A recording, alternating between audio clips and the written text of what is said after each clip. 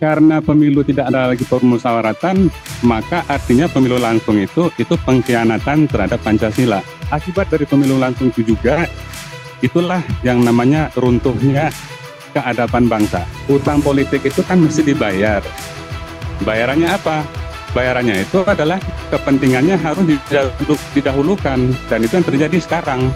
Mestinya wakil rakyat itu diisi oleh benar-benar rakyat. Ini pengkhianatan yang besar terhadap tidak hanya Pancasila, tapi juga terhadap budaya politik yang sudah diwariskan oleh para pendiri bangsa kita. Assalamualaikum warahmatullahi wabarakatuh. Marilah kita ucapkan puji dan syukur kepada Allah SWT bahwa pada sore hari ini kita dapat berkumpul di sini bersama. Atas izinnya kita dapat melaksanakan kegiatan kita untuk juga demi bangsa kita yang lebih baik ke depan. Ya. Pertama-tama kami sebagai wakil dari komunitas guru besar dan dosen ITB peduli demokrasi berintegritas menyampaikan rasa terima kasih kepada semua pihak-pihak yang telah meluangkan langkah dan jalan untuk kita bisa menyampaikan pesan-pesan curahan hati untuk demi kebaikan bangsa kita hari ini dan ke depan. Ya. Dan inisiasi dari pernyataan curahan hati yang akan kita sampaikan atas nama komunitas guru besar dan dosen ITB peduli demokrasi berintegritas, kita mulai dari dalam ITB sendiri, dan kemudian semua apa yang langkah-langkah yang kita susun kita sampaikan secara terbuka, dan dari forum guru besar kita menyampaikan, dan kemudian kita menjadikan komunitas forum guru besar ini, komunitas guru besar ITB dan dosen ITB peduli demokrasi berintegritas ini atas jalan yang panjang tadi. Maka dalam hal ini pada hari ini semua elemen-elemen di ITB alhamdulillah mengetahui apa yang kita sampaikan hari ini. Dan apa yang kita sampaikan hari ini adalah bagaimana pandangan akademik kita terhadap keadaan bangsa kita, kemudian anak-anak kita ke depan, karena kita setiap saat mendidik generasi-generasi penerus untuk bangsa ini. Nah, khususnya dalam demokrasi, kita melihat bahwa demokrasi ini bertujuan untuk kesejahteraan masyarakat, dan tetapi di situ ditumpangkan bagaimana merebut kekuasaan. Dalam hal ini etika di dalamnya sangat berperan untuk menyampaikan demokrasi itu diterima oleh rakyat untuk kesejahteraan rakyat. Nah, nurani kita, pandangan akademik kita, disitulah kita sampaikan kepada pemimpin-pemimpin kita untuk bisa menaungi kita ke depan. Nah, dalam hal ini apa yang kurang kita sampaikan, apa yang lebih kita berikan apresiasi, dan apapun pemikiran-pemikiran ke depan, ITB, kami di ITB siap untuk menjalankan beban-beban pemikiran untuk diberikan kepada pemimpin kita yang ada. Maka kami dalam hal ini kita berada di gedung Sasana Budaya Ganesha ITB ini, tentu kami sudah mendapatkan izin ya, atas ini kita bisa istilahnya berkumpul bersama. Dan untuk itu, atas inisiasi ini, maka alhamdulillah kami dari tim yang bekerja dalam waktu yang sangat pendek juga merumuskan curahan hati ini dalam bentuk pandangan akademik, apa yang harus kita sarankan. Bukan dalam bentuk hal yang memojokkan yang lain, tidak. Pandangan akademik nurani kita. Maka dari itu kami mengantarkan deklarasi akademik ini akan dimulai oleh Profesor Yasraf Mirpiliang, bagaimana teori-teori kemasyarakatan yang akan beliau sampaikan, nanti akan dilanjutkan dengan deklarasi akademik ini. Ada beberapa butir-butir yang akan kami sampaikan. Sebagai pengantar dari perwakilan komunitas ini, sekian, dan kami mengucapkan terima kasih atas kehadiran baik di sini dan juga yang ada di Zoom dan juga dengan di YouTube. Assalamualaikum warahmatullahi wabarakatuh. Narasi Malu Menjadi Bangsa yang akan disampaikan oleh Profesor Yasraf Amir Piliang dan dipandu oleh Profesor Sidik Permana. Pak Yasraf dan Pak Sidik. Baik, terima kasih Saudari MC. Ya, pada hari ini sangat berbahagia. Mudah-mudahan dengan curahan rahmat dalam bentuk hujan ini memberikan kehikmatan dan juga berkah bagi kita semua. Saya buka dengan Assalamualaikum warahmatullahi wabarakatuh. Salam sejahtera buat kita semua, salam sehat selalu. Mudah-mudahan kita senantiasa dalam keberkahan dan kelancaran dalam aktivitas kita. Hari ini berbahagia penyampaian deklarasi kepedulian komunitas dosen dan guru besar Institut Teknologi Bandung akan diawali dengan pemaparan akademik dari Profesor Yasraf. Pada kesempatan ini saya akan coba bacakan dulu ya CV beliau. Banyak di antara Bapak Ibu sekalian sudah mengenal beliau, tapi ada baiknya sebagai tak kenal maka tak sayang ya. Tak sayang maka tak aruf, saling mengenal. Baik,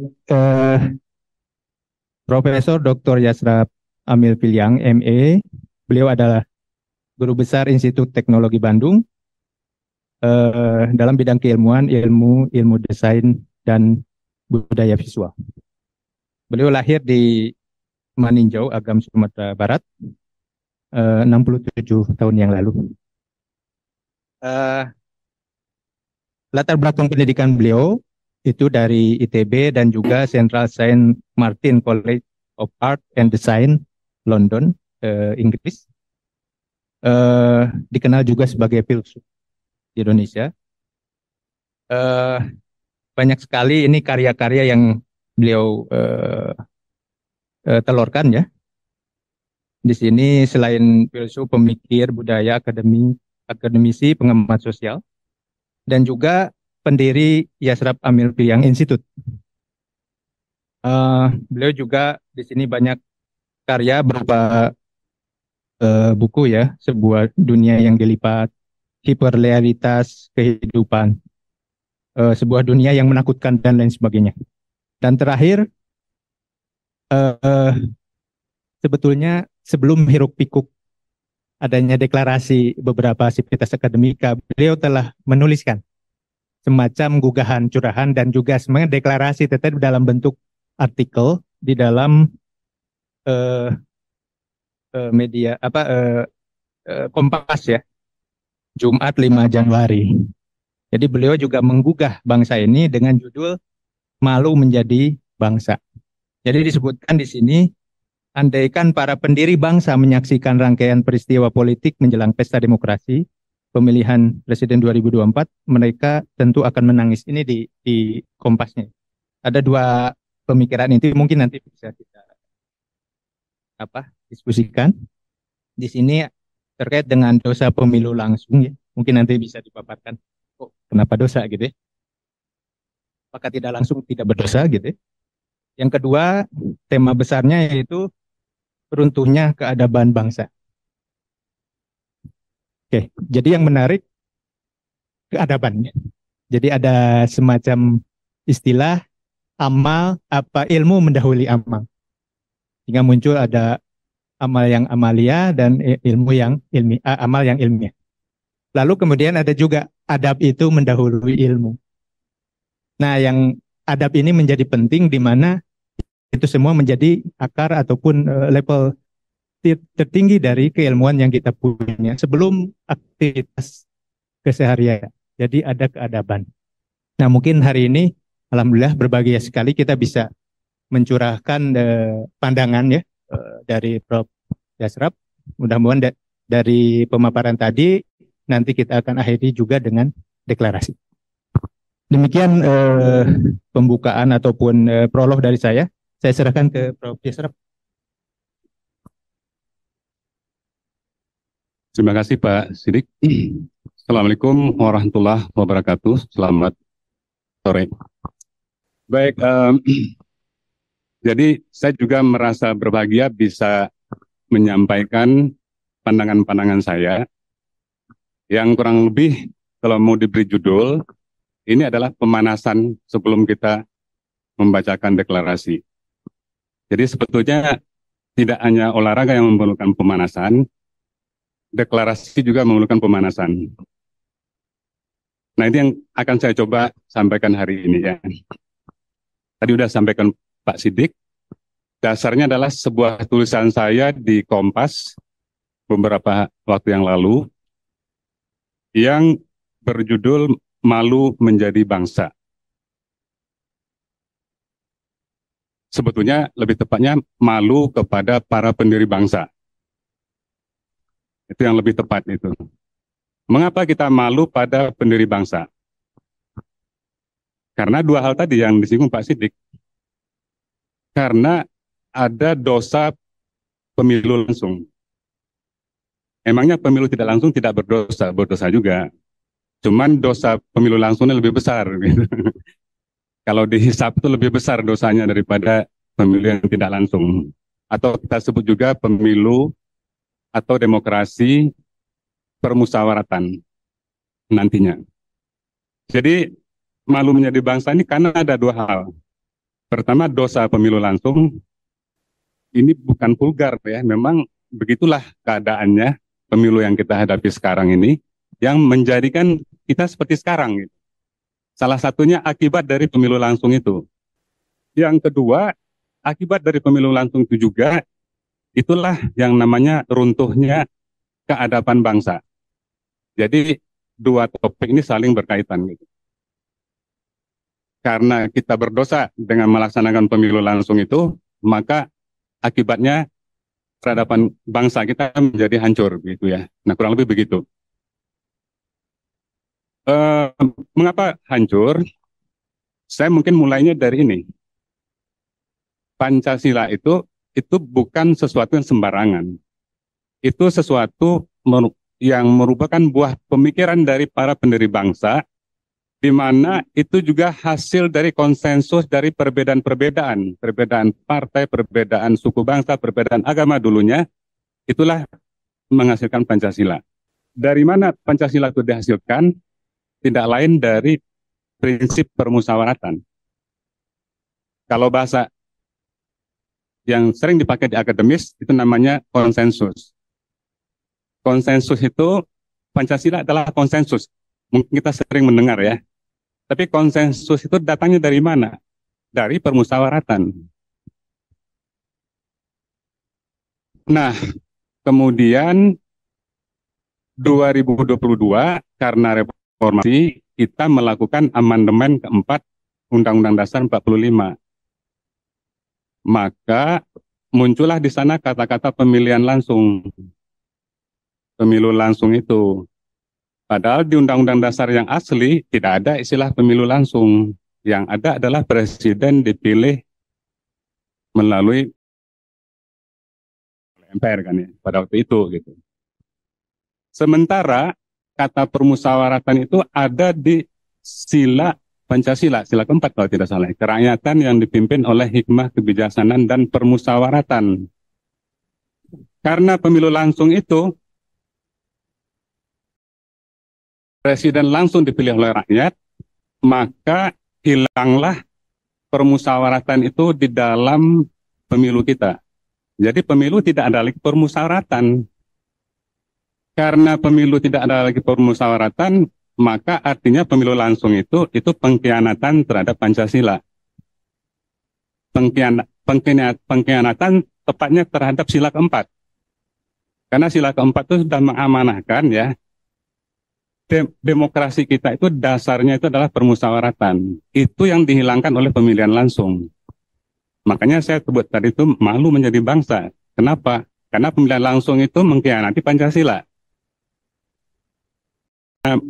Mengkhianati Pancasila itu dalam hal apa? Pertama, pemilihan langsung itu butuh biaya besar. Tidak sebesar kalau pada waktu kita dulu pemilihan partai begitu dulu kan ya. Nah, pemilihan langsung biayanya jauh lebih besar karena ditambah lagi dengan pilkada-pilkada, menumpuklah biayanya. Uang atau dana untuk pilpres atau pilkada itu dari mana? Apakah partai punya uang?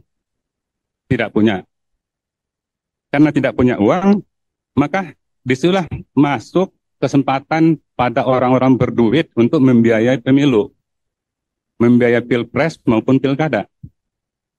Tentunya mereka kan bukan filantropis, mereka kan bukan para dermawan, mereka mau kasih duit dengan imbalan, apakah imbalan kekuasaan atau imbalan ekonomi. Nah, itu dosa pertama dari ini ya, dari pemilihan langsung.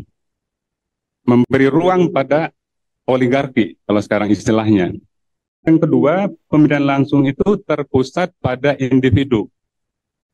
Sebelumnya kita memilih partai. Sekarang kita memilih individu. Capres, cawapres, caleg gitu kan ya. Jadi yang kita pilih individu. Maka itu membuka ruang lagi untuk yang namanya pencitraan. Maka calon-calon para pemimpin itu datanglah ke pasar-pasar, ke kolong-kolong jembatan, ke sawah-sawah untuk memperlihatkan dia dekat dengan rakyat. Coba kalau yang kita pilih partai, kan tidak akan ada pencitraan itu. Oh, partai A datang, nggak bisa datang ke kolong jembatan kan partai A kan. Yang bisa datang ke kolong jembatan adalah individu. Capres, cawapres, calegnya gitu kan. Nah, akibatnya maka pencitraan itu menjadi bagian dari politik kita. Jadi sungguh ajaib gitu ya. Kalau kita perhatikanlah sistem pemilihan pemilihan kepala suku, pemilihan mungkin juga ormas ya, Muhammadiyah, ada NU dan sebagainya, kan selalu musyawarah dan nyaris di dalam hampir setiap pemilihan itu tidak ada orang yang mencalonkan dirinya gitu. Cenderung itu ditunjuk oleh komunitas. Oh, orang itu yang pantas gitu kan. Sistem pemilihan langsung menggiring kita untuk setiap orang itu mencalonkan diri. Kalau perlu dipoles-poles demikian rupa, mestinya tidak mempunyai kemampuan, tapi ditampakkan seakan-akan memiliki kemampuan. Meskipun belum dewasa, tapi ditampakkan seakan-akan sudah dewasa gitu ya. Nah, itulah kerja dari pencitraan. Baik. Yang ketiga, melalui pemilihan langsung itu pemimpin dipilih berdasarkan murni suara terbanyak. 50+1 kan ya. Jadi siapa yang mendapatkan 50+1 jadi presiden, jadi caleg. Padahal kita di dalam budaya-budaya suku kita itu, dalam pemilihan apapun begitu selalu dilihat track record seseorang, dia ngapain saja, dia telah memiliki prestasi apa saja ya, bertahun-tahun. Itu dinilai oleh datuk-datuk, oleh sultan-sultan dulunya ya, barulah seorang diajukan jadi pemimpin, karena sudah ada track record. Sekarang track record itu nggak ada gunanya. Karena apa? Orang yang berhasil mendapatkan 50% suara +1, walaupun tidak memiliki track record, bisa jadi presiden kita. Ini dosa ketiga. Dosa keempat, pemilihan langsung itu adalah dia memerlukan komunikasi yang panjang ya. Komunikasi yang panjang, karena yang diusung itu kan orang, individu. Nah, individu yang tadinya tidak pantas begitu, tapi karena pencitraan, karena dipoles-poles, lama-lama ditampilkan seakan-akan pantas, itu memerlukan waktu yang panjang. Maka di dalam sistem demokrasi kita itu bekerjalah apa yang disebut dengan prinsip populisme. Populisme apa? Orang dipilih menjadi presiden, calon presiden karena populer, bukan karena kemampuannya. Begitulah karakter pemilihan langsung. Kalau kita ingat di zaman khalifah ya, para khalifah itu tidak mau mengajukan diri, dipaksa-paksa baru mau tuh kan ya. Sekarang orang membuat dirinya populer demikian rupa, dan setelah populer nyalek gitu ya. Maka tidak heran banyak anggota caleg kita tuh orang-orang yang populer gitu kan. Seperti itu. Nah itu dosa keempat. Yang kelima itu adalah pemilihan langsung. Tadi kan relasinya itu dengan dia berbiaya besar. Turunlah para donor yang kita sebut dengan oligarki. Oligarki itu dia membiayai ya pemilu, pilpres, pilkada dan sebagainya. Akibatnya si pemimpin yang terpilih itu memiliki utang politik. Utang politik itu kan mesti dibayar. Bayarannya apa?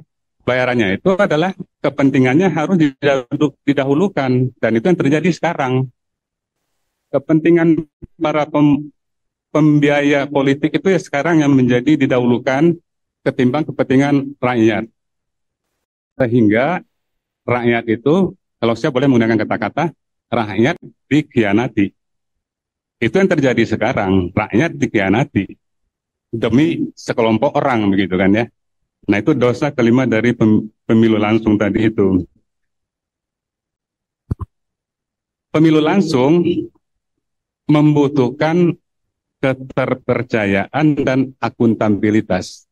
Jadi kalau di negara-negara yang masyarakatnya sudah beradab ya, pemilu langsung bisa dilakukan. Di Eropa Utara misalnya Skandinavia itu ada pemilihan langsung, tapi masyarakatnya sudah beradab, tidak bohong, tidak licik, tidak curang, tidak culas gitu ya. Itu bisa pemilihan langsung di negara seperti itu.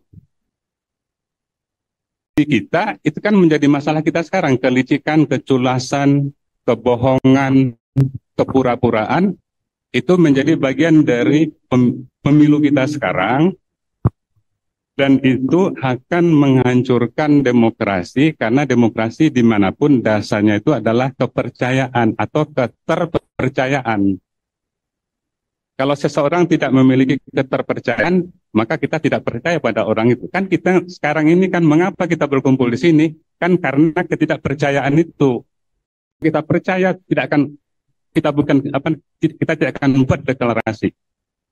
Kan karena kita tidak percaya. Artinya apa? Pemimpin tidak dipercaya. Nah, jadi ada 6 ini ya.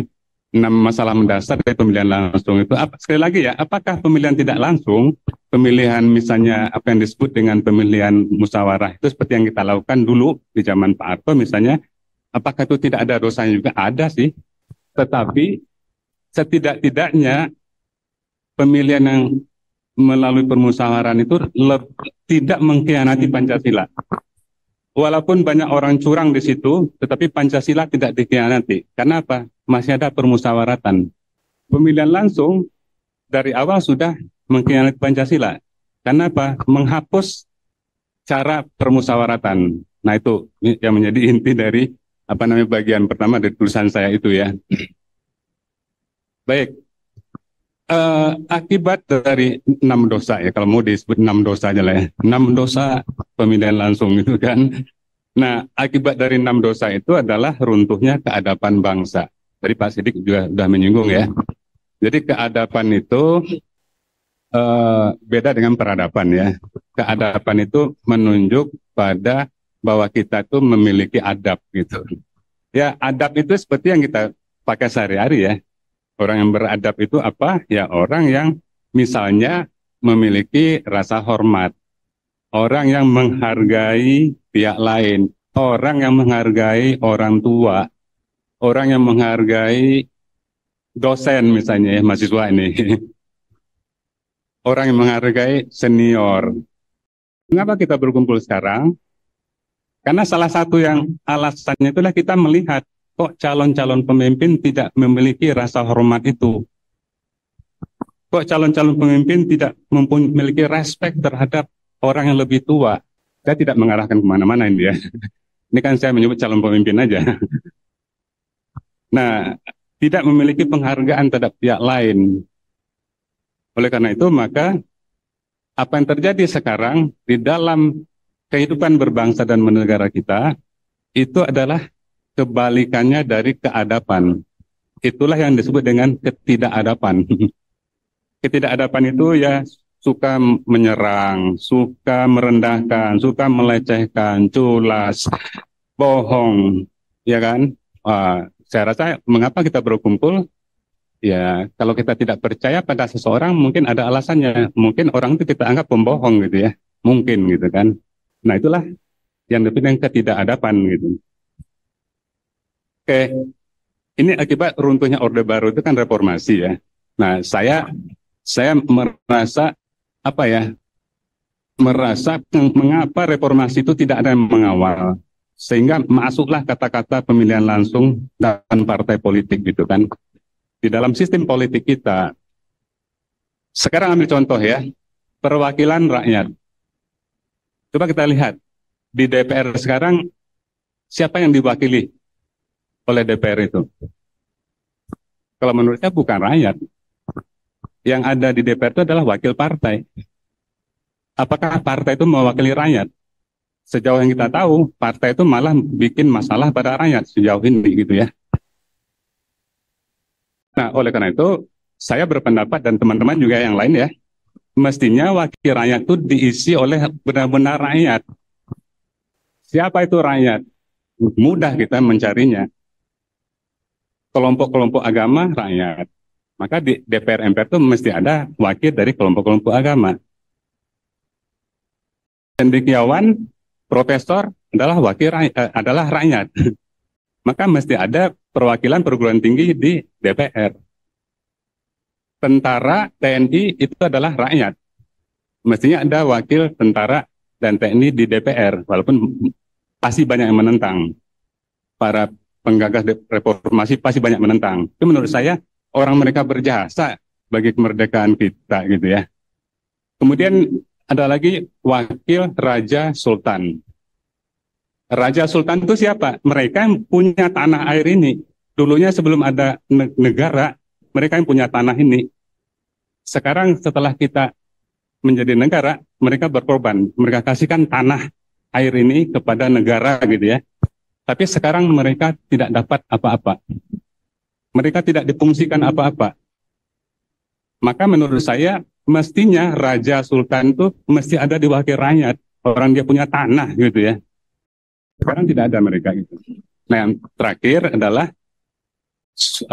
para swastawan ya, pengusaha. Pengusaha kan juga berjasa bagi ini ya, bagi kemerdekaan, bagi pembangunan bangsa. Mereka juga harus ada wakil. Jangan sampai yang disebut wakil rakyat itu adalah pengusaha dan penguasa gitu ya. Ya, karena mereka sudah susah membedakan antara kekuasaan dengan harta gitu ya. Nah, yang sekarang lihat saja.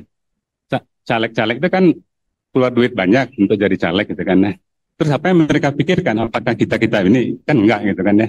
Nah, mestinya pengusaha itu diberi tempat di sana agar mereka bisa juga berperan untuk rakyat gitu, para pengusaha itu. Waktunya Pak Sindi masih ada ya. Baik, jadi itu ya. Jadi apa namanya? Itu adalah keruntuhan keadapan bangsa. Hal lain lagi ya. Jadi saya juga heran ya, apakah yang mengamandemen Undang-Undang Dasar 45 tahun 2022 itu tidak mengerti apa yang disebut dengan budaya politik. Pemilihan umum kan proses politik. Proses demokrasi kan proses politik ya. Kita nyoblos dan sebagainya. Tetapi yang harus diingat, pemilihan umum itu harus dilandasi oleh budaya politik. Budaya politik apa? Ya, kita kembali pada ini, pada ideologi negara kita, Pancasila misalnya. Pancasila sudah mengajarkan kita tentang budaya politik itu. Permusyawaratan, keadilan, itu adalah budaya politik ya. Nah, respect dan sebagainya begitu ya. Itu adalah budaya politik. Tetapi pemilihan langsung, karena dasarnya itu adalah basic ideologinya itu adalah liberalisme. Liberalisme itu adalah mendahulukan individu daripada kelompok. Itulah individualisme, itu adalah liberalisme. Sementara permusyawaratan mendahulukan kelompok daripada individu, kebalikannya begitu ya. Permusyawaratan itu adalah untuk kepentingan bersama, bukan kepentingan individu. Kalau sekiranya Pancasila itu disusun oleh kepentingan individu, maka tidak akan terjadi begitu, pasti gontong-gontokan. Tapi para pendiri bangsa itu berkorban. Udahlah, kita mendahulukan kepentingan bersama dan menyampingkan kepentingan individu. Itulah jadi Pancasila, gitu ya. Pemilihan langsung itu menghilangkan itu. Coba saya lihat istilah-istilah yang dipakai sekarang ya. Pertarungan politik. Apakah ada pertarungan di antara datuk-datuk ketika memilih ketua datuknya? Nggak ada. Apakah ada pertarungan di antara anggota Muhammadiyah untuk menjadi pemimpin Muhammadiyah? Tidak ada. Jadi istilah pertarungan itu istilah liberal yang tidak ada akarnya di dalam budaya kita. Kemudian karena pemilihan langsung ya, maka yang ada di pikiran orang yang bertarung itu adalah hanya urusan menang kalah. Kalau tidak menang, kalah. Supaya saya menang, harus saya kalahkan lawan saya dengan berbagai cara. Kalau perlu curang. Gitu. Karena urusannya adalah benar salah. Menang kalah. Padahal musyawarah itu mengajarkan kita bukan menang kalah, tapi urusan benar salah. Nah, urusan benar salah inilah tugasnya MPR DPR ya untuk menilai gitu. Sekarang udah nggak ada itu penilaian benar salah itu udah nggak ada. Siapa yang menilai benar salah seorang calon presiden sekarang ini? Rakyat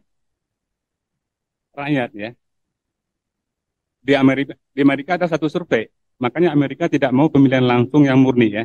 Kenapa? Menurut penelitian di Amerika, 80% rakyat itu tidak tahu apa-apa tentang siapa yang dia pilih. Dia taunya dari medsos, dia taunya dari TV. Maka di situ bekerjalah para lembaga survei misalnya ya, untuk menggunakan cara-cara psikologis untuk mempengaruhi orang agar memilih seseorang. Gitu kan. Makanya di Amerika tidak pemilihan langsung murni. Disaring dulu di negara-negara bagian yang layak jadi pemimpin baru diajukan ke ini. Sekarang di kita tidak ada saringan sama sekali. Tidak ada musyawarah. Apakah ada musyawarah di partai? Nggak ada.